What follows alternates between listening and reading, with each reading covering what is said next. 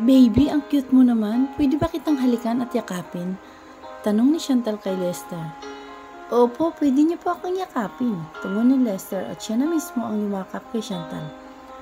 Nakaramdam si Chantal ng kasiyahan ng dibdib. Tumalon ang puso niya nang yakapin niya si Lester. Hindi niya may paliwanag ang kanyang nararamdaman. Tumulo ang kanyang luha at hindi maalis sa kanyang mukha ang kanyang ngiti. Tumalikod si Chantal dahil ayaw niya makita ng lahat na umiyak siya. Napansin ni Nathan ang reaksyon ni Chantal, kaya lumapit si Nathan at hinalikan niya ito sa noo. Relax ka lang, Chantal. Nandito lang ako. Bulong ni Nathan kay Chantal. Miguel, Talea, Tito, Tita, excuse me po. Ipapakilala ko lang siya sa ibang mga bisita. Mag-enjoy lang kayo, pasensya na kayo kay Chantal. Mahilig talaga siya sa mga bata at sweet din siya sa mga parents niya. Kaya tita, tito, gano'n na lang siya kung makayakap sa inyo. Paliwanag ni Nathan sa kanila. Tumalikod na sana si Nathan at Chantal nang tawagin sila ni Miguel. Nathan, about sa mga documents na pipirmahan ni Miss Chantal, pwede na siyang pumunta bukas anytime. Welcome ka sa company natin, Miss Chantal. Nakangiting sabi ni Miguel. Okay, Mr. De Los Reyes, see you there. Sagot ni Chantal. Babe, let's go. Sabay hawak ni Nathan sa biwang ni Chantal. Nathan, nakakarami ka na. Mag-uusap tayo mamaya. Singhal ni Chantal. Chantal, relax. Huwag ka nang tumitig pa sa mata ni Miguel para hindi kanya makilala. Huwag mo sirahin ang plano natin dahil nag-uumpisa pa lang tayo. Nakita mo na ang kamukha mo? Yun ang mortal mong kalaban, si Vanessa. Tuso ang babaeng yun. Kaya, doble ingat tayo. Paalala ni Nathan kay Chantal. Tita Veronica, Tito Victor, maraming salamat at pinaunlakan niyo ang aking imbitasyon. Saad ni Nathan. Nathan, para na kitang anak. Kaya, natural na hindi ka namin bibiguin. Masaya kami para sa iyo, iho. Kahit hindi man kayo ni Talea ang nagkatuluyan, at least nakita mo na ang para sa iyo. Nakangiting sabi ni Veronica. Oo nga naman, iho. Itinuturing ka naming anak, kaya happy kami ng tita mo dahil nakita mo na ang iyong true love. Masaya kaming nakakita ka na magpapasaya sa iyo, sa piling ni Chantal. Saad ni Victor. Chantal, gusto mo bang magpahinga muna? Tanong ni Nathan. Napansin kasi niya si Chantal na hindi mapalagay, hindi na ito komportable. Nathan, okay lang ako. Hindi pwede, maraming pa tayong mga bisita. I'm sorry, tita, tito, maraming salamat po. At pinayagan niyo akong mayakap kayo. It's our pleasure, iha. Masaya kami para sa inyo ni Nathan. Nakangiting sabi ni Veronica. Nathan, may nararamdaman ako kay mami at daddy at kay Miguel. Pakiramdam ko, matagal na ko na silang kakilala at nasa loob sila ng aking puso.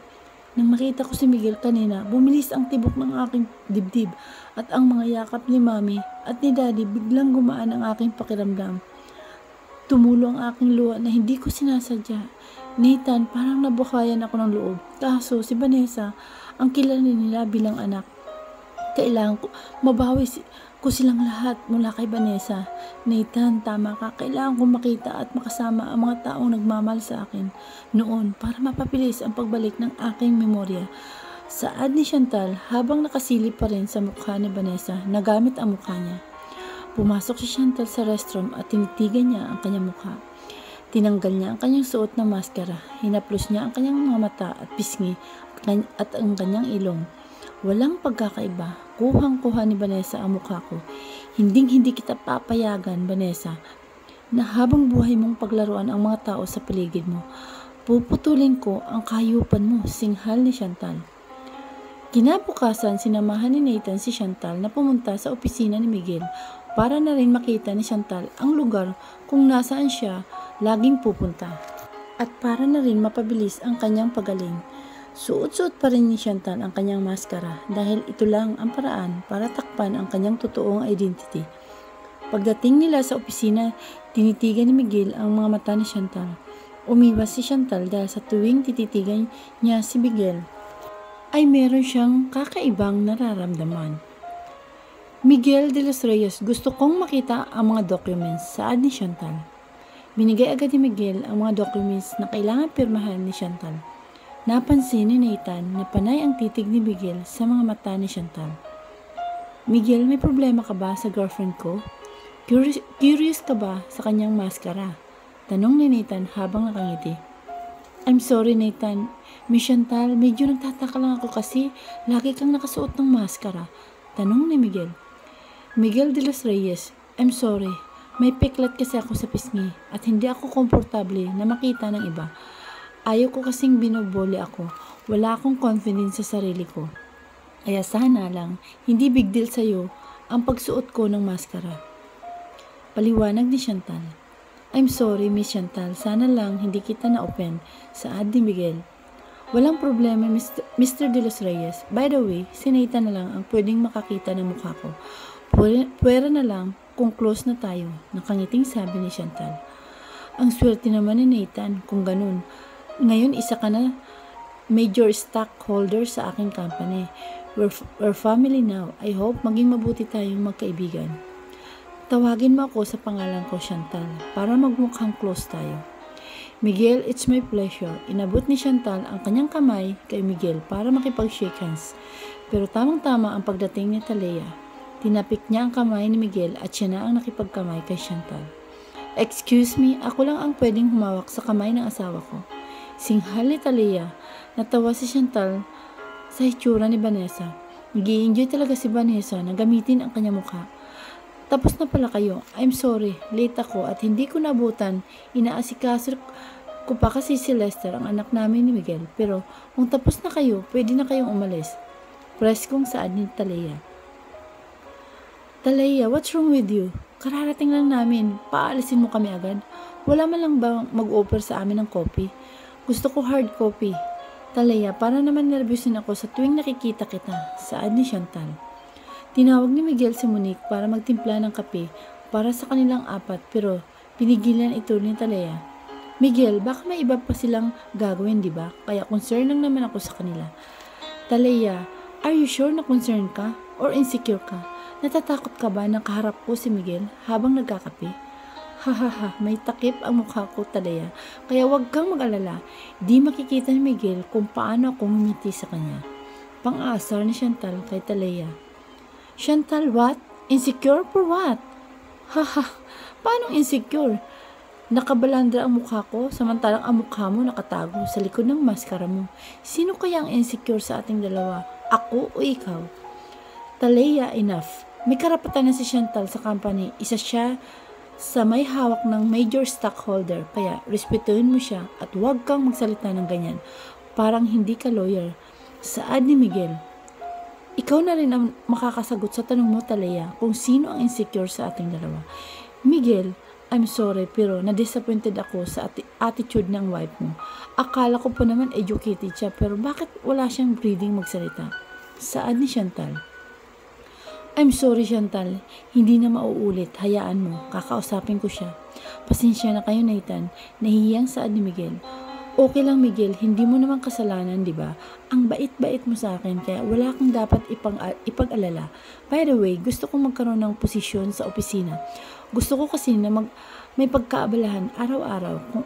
Kung okay lang sa inyo ni Talea, mahinahong sabi ni Chantal. I'm sorry, pero hindi muna kailangan umupo dito, Chantal. Makakaasa ka, hindi ka namin bibiguin sa pera na na-invest mo sa aming company. Sagot ni Talea. Mrs. Talea, I'm not talking to you. Miguel, okay ka ba sa gusto kong mangyari? Tanong ni Chantal. Miss Chantal, kung yan ang gusto mo, ibibigay ko sa'yo. Bukas na bukas din ipapahanda ko ang iyong opisina.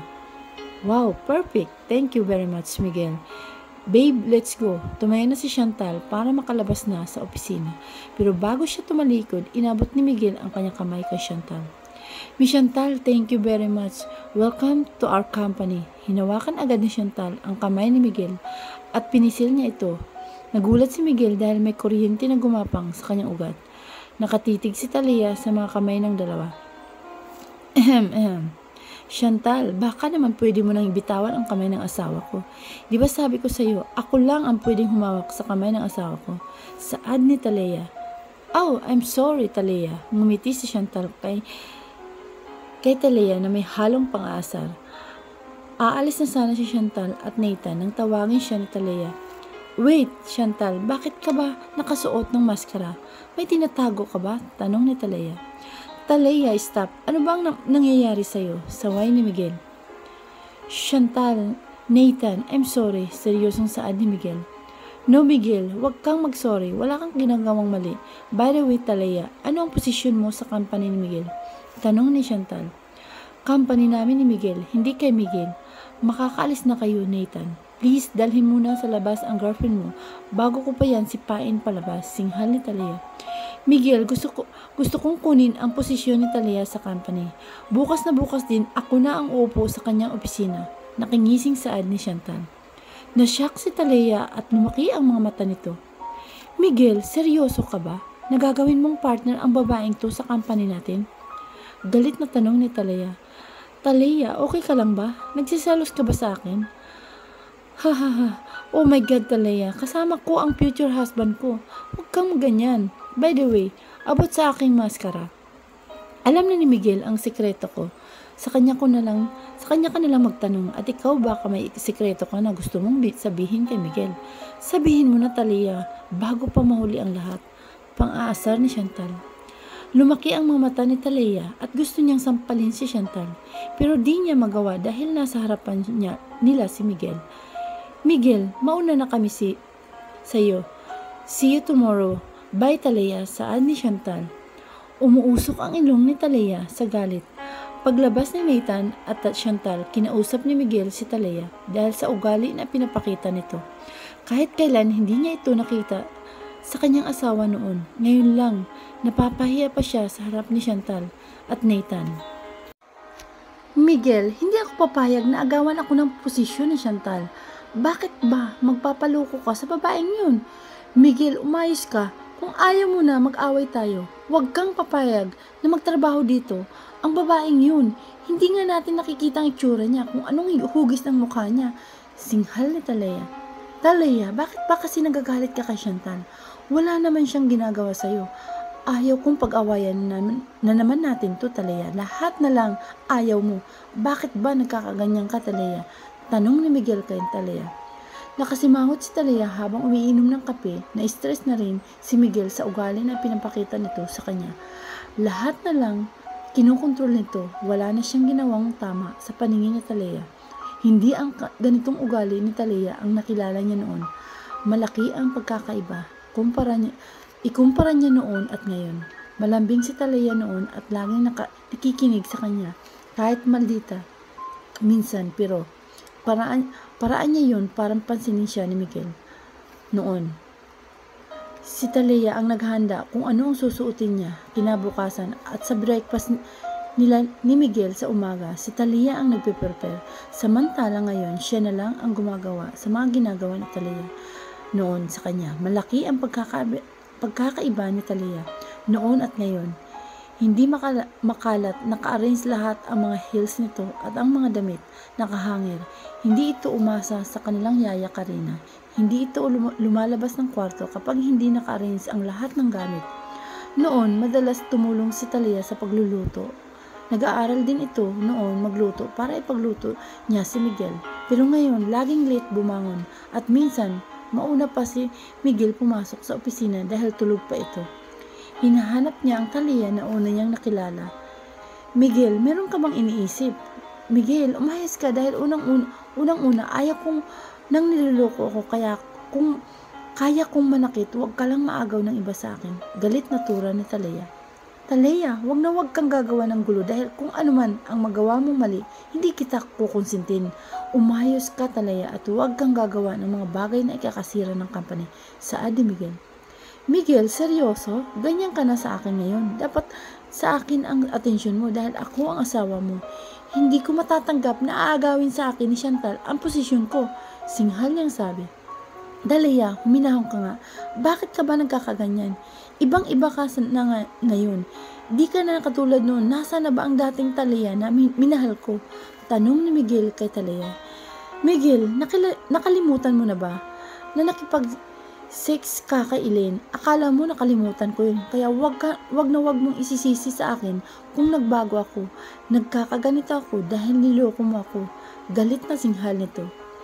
Si Elaine ang lumapit sa akin. Tinukso niya ako at binablockmail. Wala akong magawa dahil hawak niya ako sa liig. Saad ni Miguel. Hawak sa liig nga ba, Miguel? O sinasaktan mo lang ako? Kalimutan na natin yun, Talaya. I'm sorry kung nasaktan kita. Hindi ko yun sinasadya. Lumapit si Miguel kay Talaya at niyakap niya ito ng mahigpit. Talaya, gusto kong bumalik ka sa dati mong ugali. Gusto kong alagaan mo ako, katulad sa mga ginagawa mo noon. Kasi minahal kita dahil sa ugali mong yun. Hinahanap-hanap ko yun, Talaya. Mahal na mahal kita, babe, at hindi kita ipagpapalit sa iba. Seryosong sabi ni Miguel. Miguel, hindi mo ba nagugustuhan ang ugali ko ngayon? Ayaw mo ba sa ganito? Kailan ba nagsimula na hindi mo na nagustuhan ang ugali ko, Miguel? Tanong niya kay Miguel. Talaya, mula nang bumalik ka na hindi ikaw ang Talaya na minahal ko noon. Ibalik mo yun, Talaya, dahil miss na miss ko na yun, saad ni Miguel. Nakasimangot si Talaya at tinulak niya si Miguel.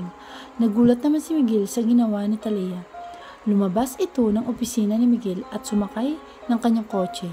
Hinabol siya ni Miguel sa parking lot dahil ayaw ni Miguel na magkimkim ng galit sa kanyang asawa.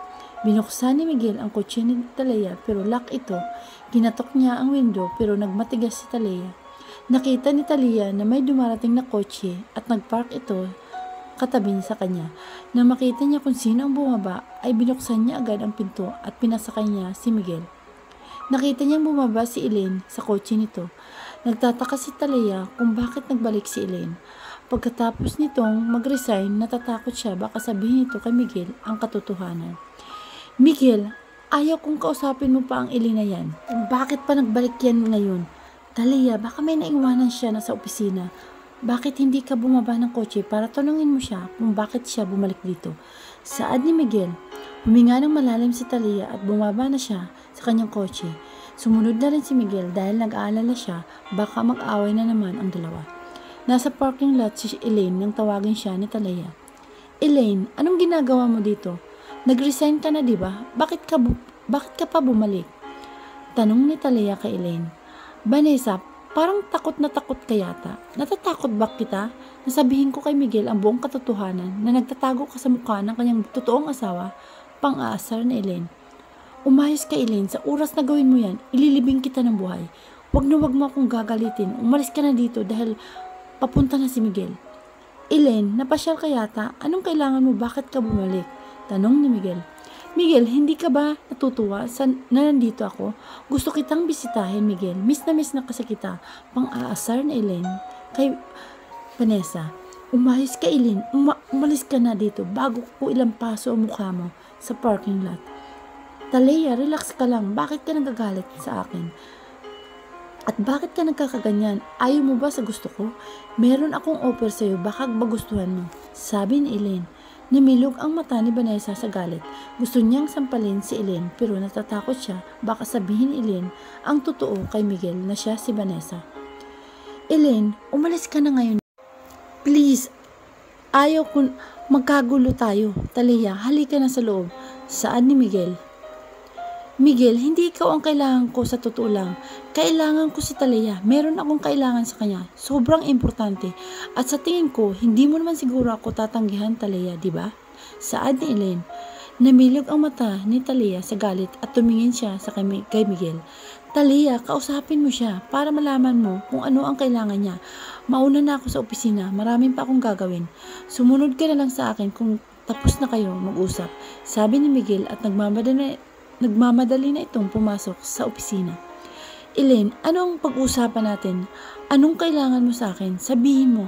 Para pagkatapos nito, layuan mo na ako. Sigaw ni Talaya. Pero tumawa lang si Elaine. Vanessa, relax ka lang. Hindi mo naman kailangan sumigaw eh. Meron lang akong importanteng sasabihin sa iyo. Pero wag mo akong tatanggihan at wag mong subukan. Napapatayin ako dahil si Daddy ang papatay sa iyo. Singhal ni Elaine kay Vanessa. Anong kailangan mo, Elaine? Sabihin mo na dahil ayaw ko makita ang pagmumukha mo. Malandi ka, singhal ni Vanessa.